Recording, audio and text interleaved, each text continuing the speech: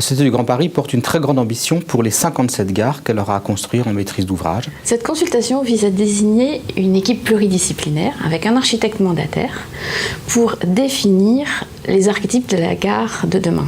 Cet architecte conseil et son équipe devront nous accompagner pendant toute la conception des gares du Grand Paris. Il sera le garant de la qualité architecturale de nos gares. Il devra donc définir les standards, définir l'identité. Il devra aussi partager cette conception et nous accompagner avec les équipes de maîtrise d'œuvre et avec les acteurs du territoire. Chacune de ces offres a fait l'objet d'une analyse par les équipes de la Société du Grand Paris. Chaque groupement a été auditionné par une commission consultative composée de spécialistes. C'est une problématique extrêmement intéressante. La problématique du Grand Paris, elle se résume aujourd'hui essentiellement à cette histoire de transport, de comment créer un territoire connecté à l'échelle de la réelle agglomération urbaine aujourd'hui que représente l'Île-de-France et cette dimension lui donner aujourd'hui une vraie identité. Et c'est par le transport que ça passera, c'est évident.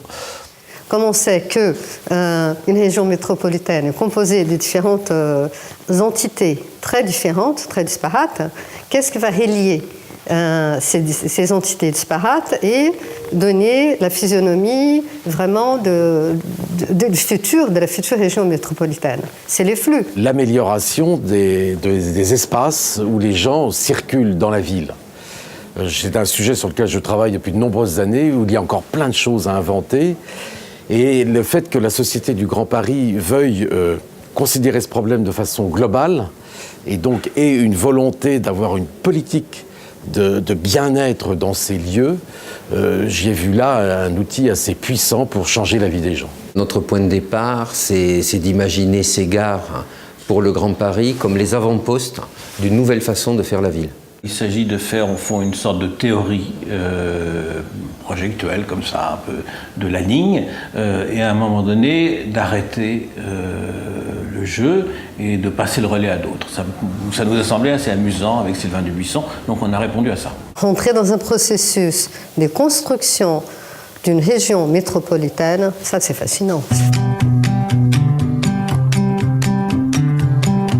Les gares du Grand Paris vont avoir un rôle essentiel parce qu'au-delà d'être le point de départ du voyage, du transport, les gares sont pour nous un lieu d'interaction, un lieu de rencontre. C'est un véritable espace public d'aujourd'hui parce que c'est un espace public réellement partagé, c'est un espace public utilisé, ça va être même souvent dans la journée au quotidien, le seul espace public traversé entre son domicile et le lieu de travail. Donc pour nous, la gare va bien au-delà du seul aspect du transport, mais c'est vraiment un concentré de ce qui va être l'urbanité et la nouvelle façon de voir la ville. Ces gares peuvent avoir un rôle structurant et surtout créer une identité pour tout l'ensemble de la région métropolitaine, créer non seulement une identité, mais créer aussi un sentiment d'appartenance à la métropole parisienne. Je pense que les gares du Grand Paris devront posséder cette identité-là, devront pouvoir donner ce sentiment d'appartenance à une communauté qui peut être étendue sur un territoire, mais où la connexion entre les grandes parties de ce territoire sera faite par ce nouveau mode de transport. Moi, ce qui me semble intéressant dans ce métro, c'est qu'il élargit le centre. C'est-à-dire qu'on va avoir non seulement des rapports d'éléments de périphérie à éléments de périphérie, mais des rapports très différents au centre, puisqu'actuellement, les grandes entrées dans le centre de Paris, c'est Châtelet-Les Halles et c'est la gare du Nord. Il n'y en a pas beaucoup. Parce qu'elles vont être des lieux, des carrefours de tous les transports, du métro, mais de tous les transports qui permettront d'arriver à ce métro, elles vont en fait être le cœur de centre de fréquentation de la ville et donc le cœur de nouveaux quartiers qui vont profiter de cette mobilité qu'elles offriront pour offrir des tas de services aux gens et donc faire changer la ville.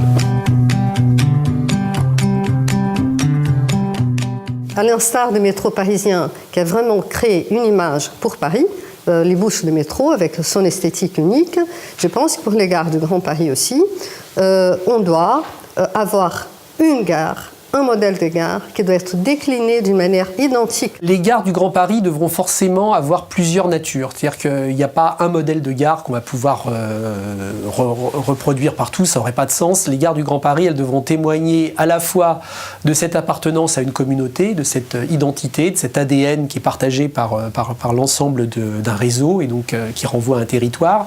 Et en même temps, elles devront s'adapter aux situations locales des endroits où elles vont se mettre. Et elles devront, et c'est ça l'intérêt de ce projet, être le starter de renouvellement urbain, de dynamique de quartier, tout d'un coup de continuer ce qui se passe grâce à l'implantation de la gare, de redynamiser des lieux. Tout ce qui serait souterrain, invisible, là évidemment il peut refléter la personnalité de chaque architecte, être complètement libre, en dehors de la signalétique, mais avoir un esprit, disons, très libre. Par contre, tout ce qui est émergent, si on veut véhiculer l'identité de la région métropolitaine, il faut qu'on ait une seule gare, un seul dessin, un seul architecte, un seul modèle qui soit décliné en fonction de chaque site.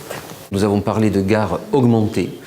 C'est une gare où tous les sens seront sollicités, où il y aura une multiplicité de programmes, où le temps aussi va se démultiplier. Je crois que ce qui manque à la grande périphérie parisienne, c'est la richesse des temporalités. Et nous avons beaucoup travaillé sur cette idée que la gare est le moyen d'enrichir les usages, d'enrichir le temps de la ville. Et il nous a semblé très important que ces stations respirent. Donc on a fait une coupe assez particulière en V, qu'on a imaginé avec Vincent Cornu et Sylvain Dubuisson, qui font que ces stations auront une typologie qui n'est ni celle de la voûte, qui est belle d'ailleurs, mais traditionnelle, ni celle du rectangle, qui est habituel, c'est une espèce de biscotte comme ça dans laquelle les trains passent. Là, ça va plutôt être une coupe en V qui va dégager un ciel à chaque fois très lumineux et qui peut être tout de même un élément de détente, nous semble-t-il. Le travail qui est devant nous, c'est de préparer la création de tous les concepteurs qui vont intervenir pour qu'ils travaillent dans cet esprit de volume compréhensible, confortable, lisible et susceptible d'apporter une valeur ajoutée dans le trajet des voyageurs.